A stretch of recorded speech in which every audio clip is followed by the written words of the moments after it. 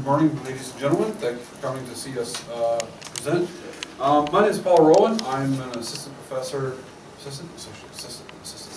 Lord, at Nihon University. I'm also a doctoral candidate studying instructional technology and distance education out of Nova Southeastern in the United States.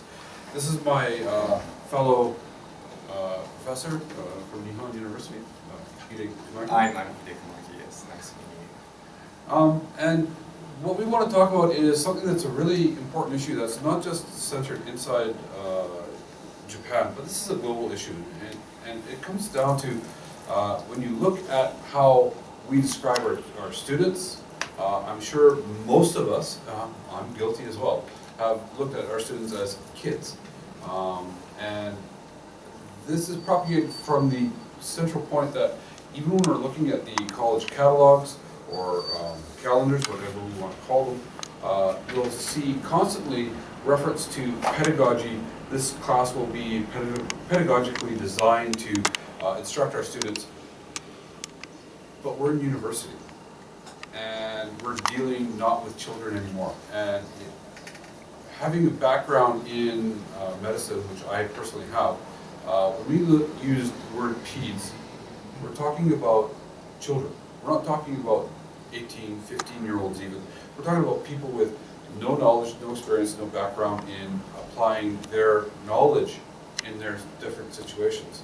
Well, when we look at Andragogy in the classroom and in the university classroom, we're looking at adults, and that's adult teaching. And this is the phrasing of Andragogy is coming out of the idea that we are working with adults, we are working with responsible thinking people who have an honest background that, while not fully encompassing a given topic, is one that does have a ground and base in some personal experience.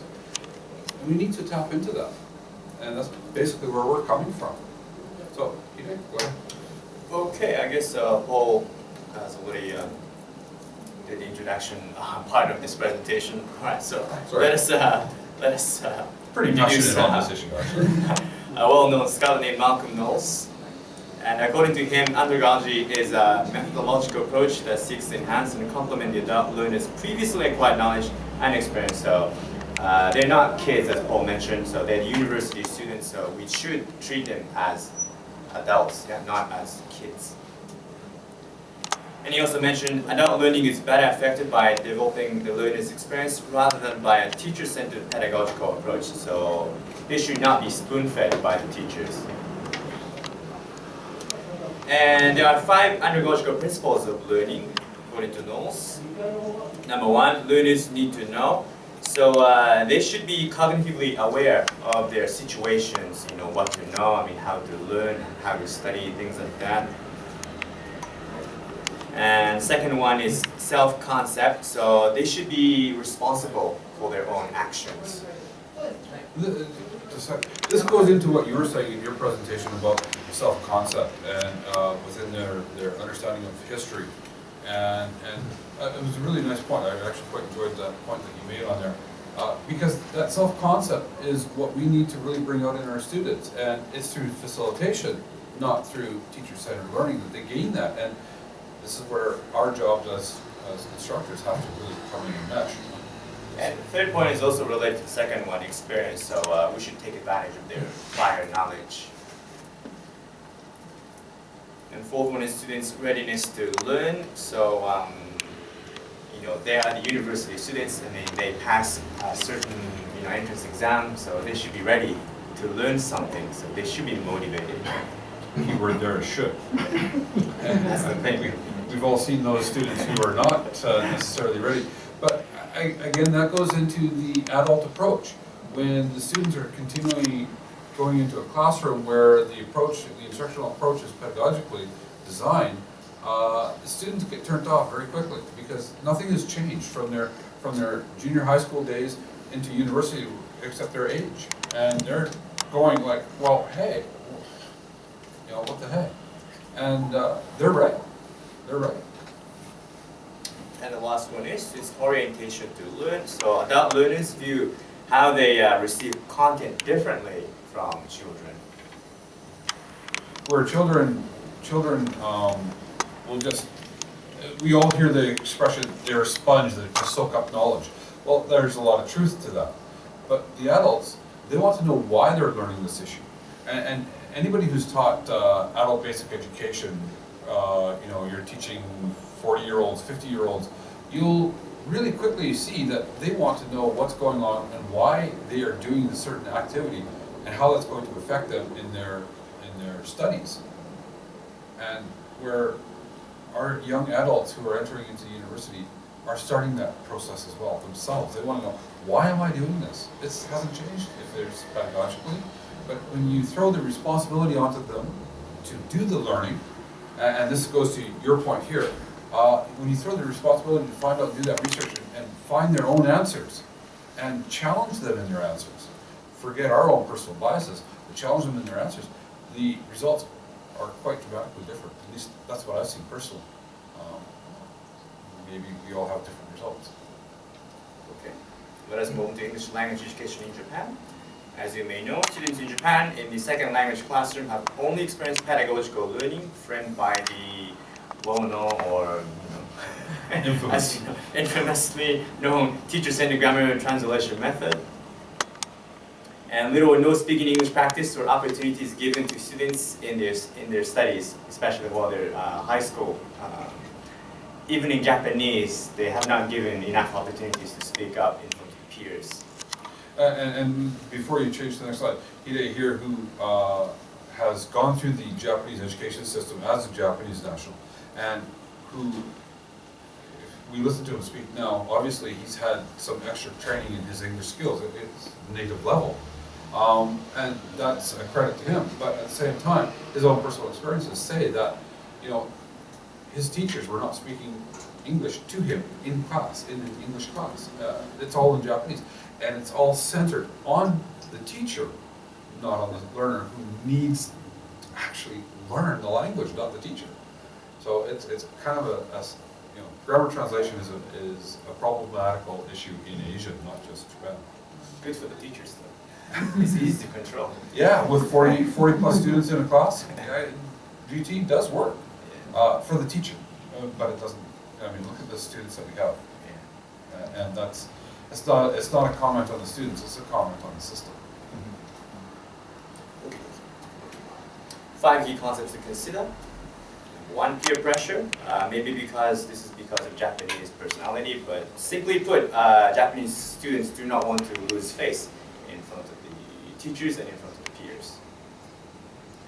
And 2, low Japanese proficiency. In most cases, students who do not speak English well, their Japanese proficiency is not high enough. They directly translate their unstructured Japanese sentences into English, and then some of these sentences my students come up with is last year I went to Kyoto. Oh, okay, so you did not go to Kyoto. And then the other example is the restaurant is tasty. Oh, how could you possibly eat the restaurant?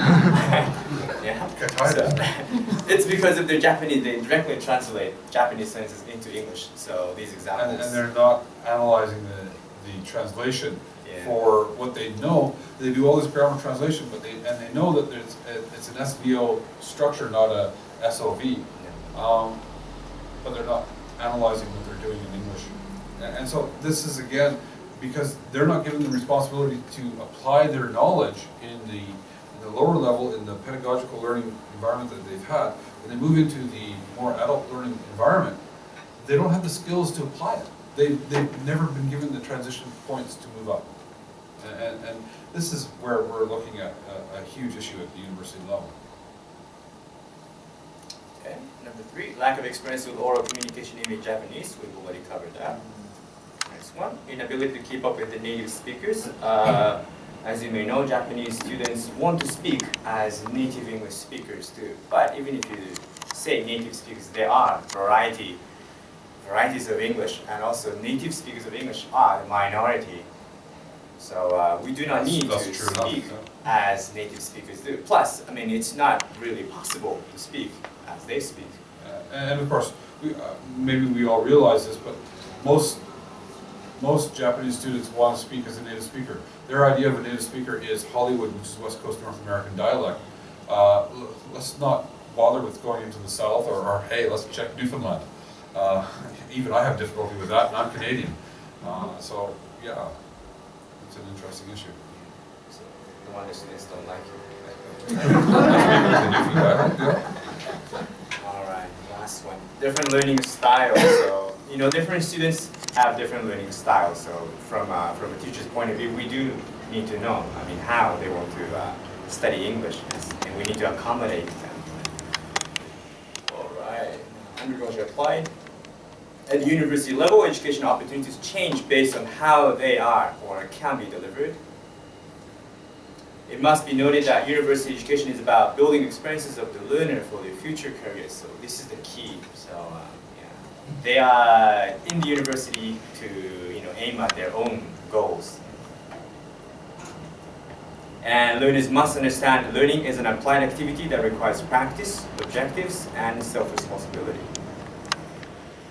And going back to what was said a moment ago, when we look at how our students have their different learning styles, it takes their realization that their learning style is different. And the instructor, when we say that we have to try to accommodate the learning styles of our students, well, there's some truth to that.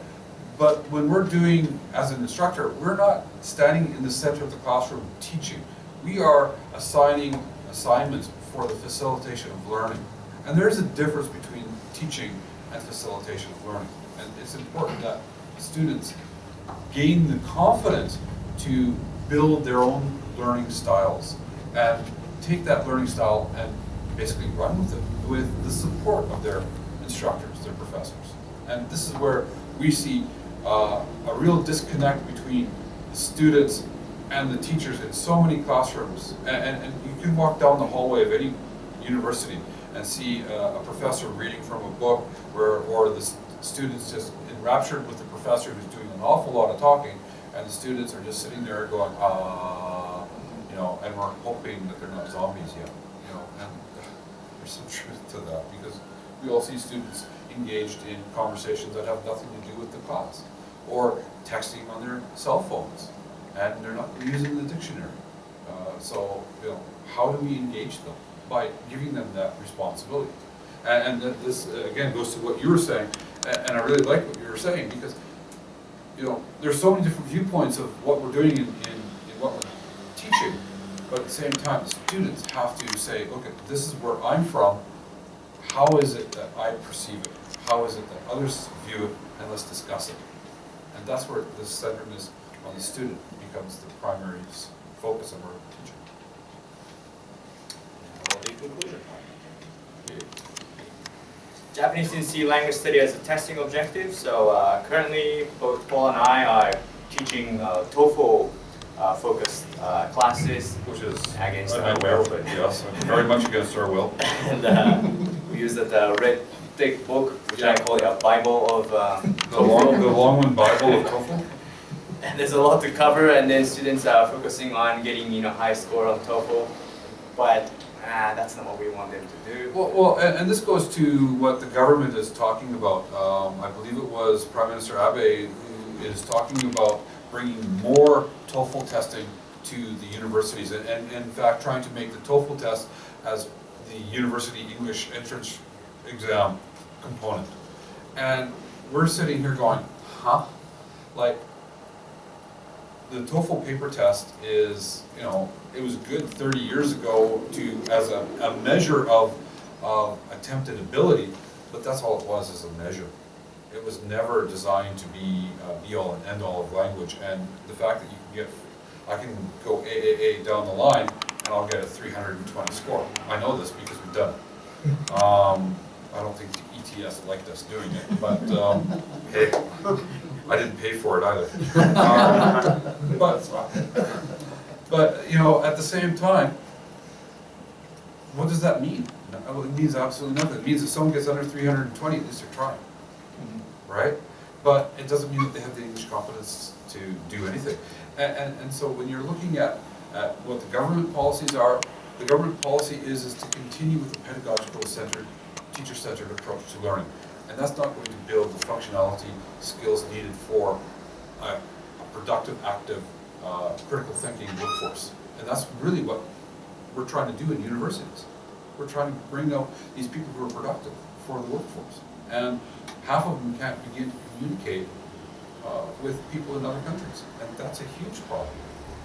And particularly if you've done any teaching in the business level, vice presidents of major companies, it's consistent. They have real challenges. So, and that goes to what we're saying about andragogy versus pedagogy, which is the last slide. So teachers may describe university students as kids, and the instructional model most often used to describe their learning is pedagogy, not andragogy. This is true here in Japan, but this also applies to university course descriptions worldwide. However, andragogy should be the type of instruction students receive in order to best meet their interests and needs. And so, in the end, we have to change the way we look at our students. We can't describe them as kids. They are kids, especially when we're 50 and they're 18. They're kids. I mean, let's be honest. But they're not. And we have to respect that fact. And we have to give them that respect. And when we give them that respect, they'll grab it and they'll run with it. And that's where andragogy comes in. Let them know that we're there to support them, facilitate their learning, but don't be the center of their learning. Let them be the center. And that's really what we want to do. And we see this as an issue that is a global issue. And I see it in so many catalogs. Even in my university, I'm doing my doctoral in Nova Southeastern in Florida, and I see it quite often in the catalog pedagogical approach. And this is for adult education. People doing their doctoral, and it's in this course description, will take a pedagogical approach. I'm going, huh? You know, I'm not a kid, I'm not even close, I wish I was. Okay. Okay. We're going to have the discussion, I guess, at the end of this section. But Right, yeah. okay. Yeah. Okay, thank you very much. Thank you very much. Thank you.